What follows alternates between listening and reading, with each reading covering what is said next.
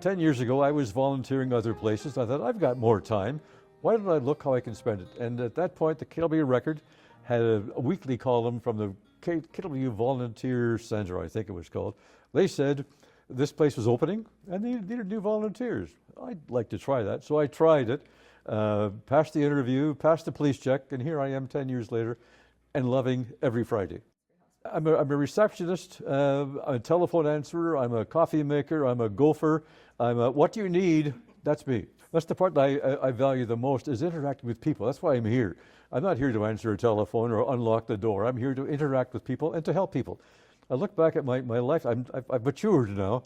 I look back and all of my life has been involved in helping people in some way. I was an educator, that's helping people. And I've been a singer, and that's helping people to do things.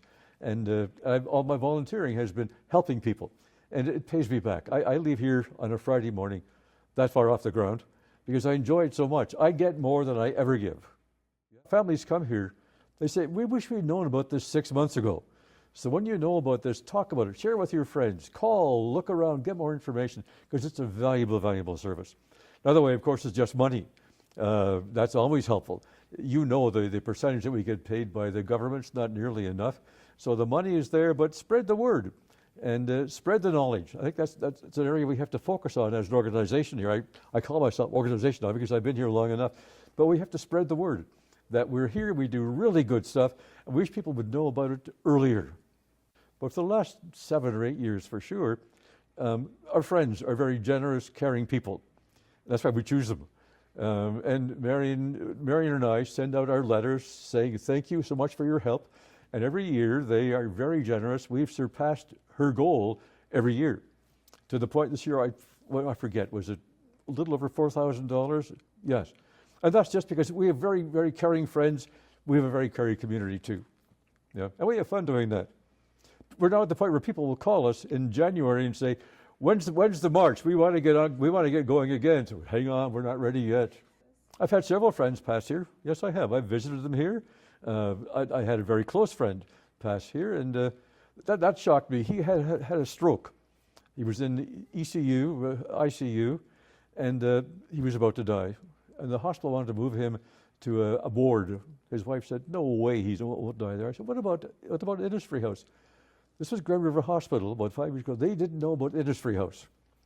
The palliative care doctor was on duty. She knew nothing about it. They got on the phone. 5 hours later, my friend was here. He died 6 hours later, but at least he got here for a while. That shocked me. How can a health service not know about this valuable asset in our community? So I've had friends, yes, by all means, benefit from this support. I've learned a lot more.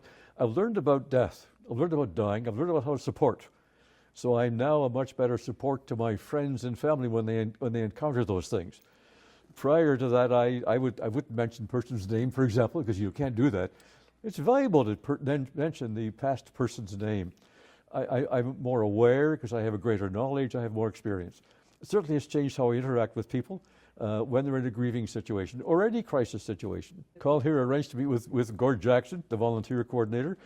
Gord will initially send out a list to you of the kinds of things we look for volunteers for, and if one of those interests you, call back, come on out. The door's wide open. There's not a single charge to our residents here. That blows families away to start with. And the service is fantastic as well. The care we give them, from the frontline nurses to me at the front door, the service is just supportive all the way through. So the fundraising makes all of that stuff possible. We have great facilities. We always need new material, new equipment, but fundraising helps to do that. Makes a big difference. I have many hats, but this is my hat of the day. This is Kermit the Frog. We've had a lot of rain this week, and all the frogs have been chased out of the swamp, and here they are. A while ago, I told my wife that she was my wife as a frog. You know what that implied? I've not done that since, because I got in trouble. Yeah. Yes. And you're known to wear multiple hats. I have a hat for every week. We probably have about 25 hats now. Because people think I'm crazy, which gives me an advantage, because I'm not. It gives them a smile for a moment. Even though they're here in a very tense, stressful time of their life, a moment's smile is worthwhile, and they thank me for that.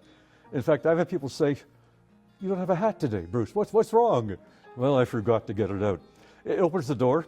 And again, I'm a helper. And if this helps people relax a little bit, see a sunshine for a minute, do it. Yes.